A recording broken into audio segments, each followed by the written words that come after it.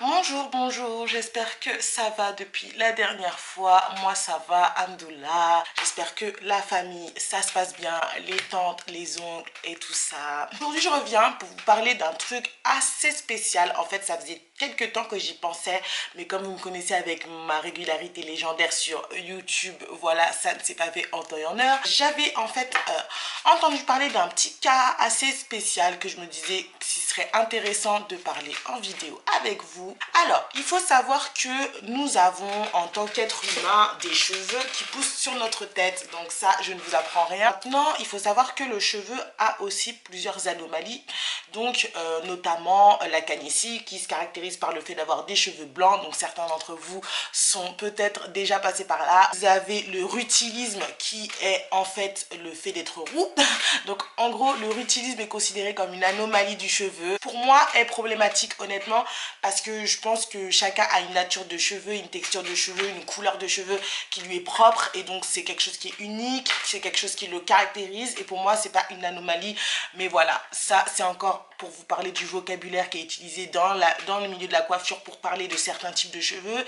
Ce n'est pas glorieux, mais bon.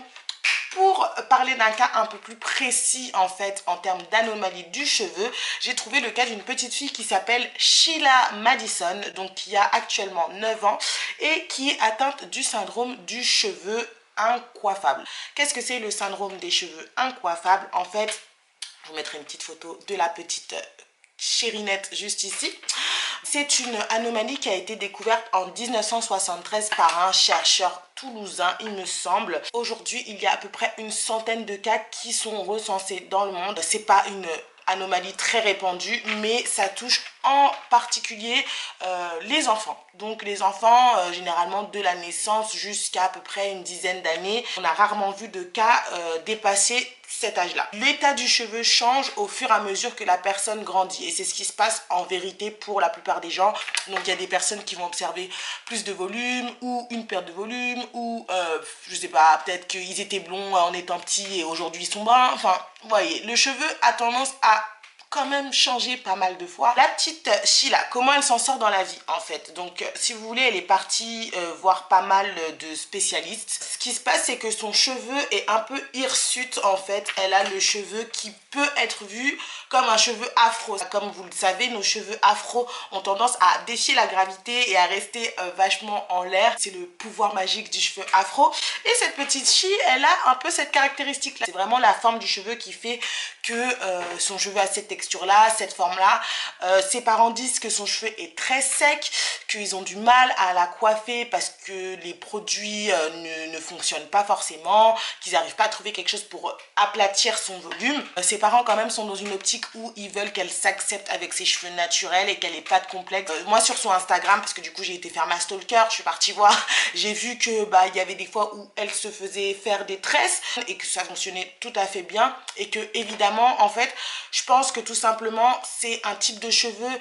Quand on a des parents blancs et quand on est blanc soi-même, on n'a pas en fait l'habitude de toucher ce genre de texture. Même si vous avez attention des personnes blanches qui ont des cheveux frisés, très frisés, au point qu'on puisse même considérer qu'ils sont un peu crépus. Et d'ailleurs, ces personnes-là, elles vont utiliser des produits pour cheveux naturels afro parce que ça leur correspond mieux, c'est ce qui va hydrater le mieux, c'est ce qui va nourrir, c'est ce qui va discipliner leur chevelure. Donc ces personnes-là n'hésitent pas à se tourner vers des produits et des gammes pour cheveux afro à la base. Même si voilà, leur cheveu n'est pas à proprement parler afro. Ce syndrome-là, il n'a pas de conséquences non plus sur la santé de l'enfant. C'est juste qu'après, forcément, vous savez qu'à l'école, les enfants sont super méchants. Donc voilà, ils sont souvent pris à partie, ils sont moqués, etc. Mais bon, comme on vous le dit, c'est quelque chose qui a tendance à s'atténuer avec l'âge.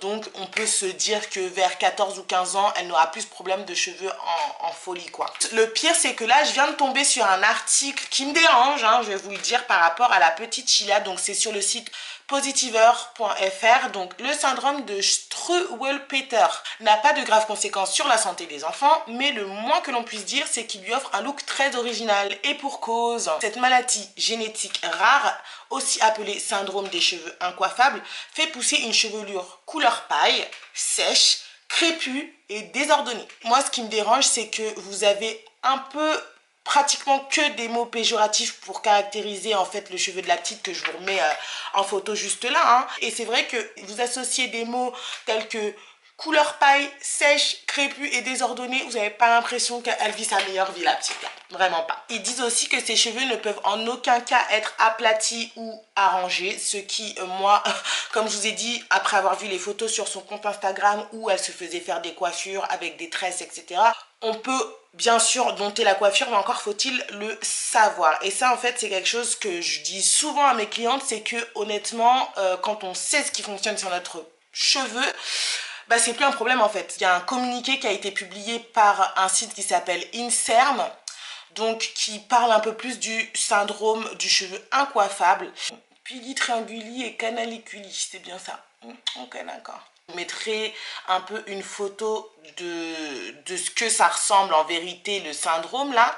Ce qui se passe, c'est que le cheveu fait une légère brisure et en fait, au lieu d'être rond, il est, il me semble, triangulaire. Donc du coup, ça fait en fait, ça donne une forme assez gaufrée aux cheveux et c'est ce qui fait que son cheveu en fait pousse dans tous les sens et semble désordonné. Pour parler un petit peu plus de la petite Shayla, je me suis rendu compte que cette petite, elle avait l'air plutôt heureuse et plutôt satisfaite de ses cheveux. Elle le dit même elle-même, genre je préfère avoir des cheveux comme ça que d'avoir des cheveux ennuyeux comme les autres enfants. Elle a beaucoup de volume, elle peut faire plein de coiffures et c'est vrai que bah, du coup je pense qu'avec les produits qui sont mal adaptés, bah, c'est une catastrophe, mais ça c'est aussi une catastrophe pour quelqu'un qui a les cheveux crépus et qui utilise des produits type Head & Shoulders ou les trucs qu'on voit à Carrefour et qui sont pas spécialement adaptés à un type de cheveux comme le sien.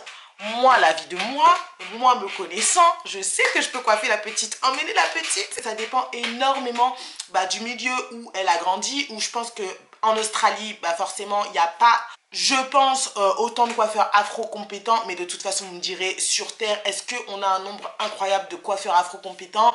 En tout cas, c'est pas en France. La petite fille, elle a aucun problème avec son cheveu. C'est vrai que je pense qu'au début, ça a dû être dur pour elle, mais comme tout le monde qui, en vérité, a eu les cheveux afro en boule et qui est parti à l'école comme ça, vous avez aussi, je pense, subi un peu de brimade, voilà, des commentaires un peu. Ça peut donner des complexes et ça peut bah, faire en sorte que l'enfant ne se sente pas spécialement à l'aise. Du coup, en fait, moi, mon problème avec le mot anomalie, c'est vraiment que bah, ça rend le truc un peu fataliste. Le fait des trous, le fait d'avoir les cheveux blancs, c'est considéré comme une anomalie du cheveu, comme si il y avait une norme aux cheveux. Et en fait, c'est ça qui me dérange, c'est qu'on pointe du doigt des caractéristiques du cheveu en disant ça c'est une anomalie et en mettant autre chose dans une catégorie dite de type normaux. Le cheveu crépus est caractérisé par le fait qu'il est indomptable, incoiffable, etc. C'est pour ça que j'ai trouvé intéressant de faire le parallèle entre la petite fille qui a un syndrome qui est très rare et qui ne se présente pas forcément souvent dans sa catégorie ethnique, et le cheveu crépus qui est naturellement considéré comme étant incoiffable, dur, difficile à coiffer, etc., etc., etc. Quand j'entends ce genre de commentaires sur le cheveu afro, je me dis mais bitch, dans quel monde vit-on? Pourquoi les gens continuent d'utiliser des vocabulaires aussi péjoratifs pour parler d'un cheveu? On se rend bien compte que c'est dans les mœurs et c'est dans la tête des gens. Donc dites-moi un peu ce que vous en pensez par rapport à la petite fille, ses cheveux, comment vous les trouvez, etc. Je trouve quand même qu'il y a des différences avec un cheveu crépus classique, mais effectivement on trouve des similitudes, ne serait-ce qu'en termes de volume et un peu de texture effectivement.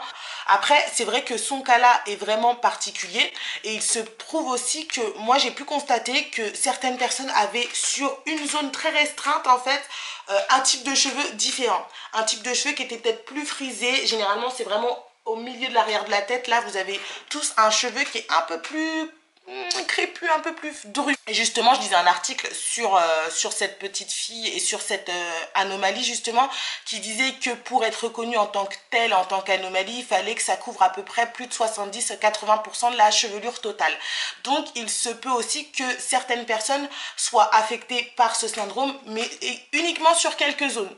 Donc pour les personnes qui remarquent que leur cheveu a une frisure différente ou qui ne prend pas le pli de certaines coiffures ou que voilà il est plus dur, plus dru, plus compliqué à maîtriser, il se pourrait que vous ayez cette petite anomalie qui soit localisée sur une certaine partie. Ça c'est une hypothèse, je dis ça voilà, au lance-pierre, veut dire il n'y a aucune vérification de ce que j'avance. J'espère que cette vidéo vous a plu, que ça vous a appris des petites choses. C'était pas très long. Je vous fais des bisous.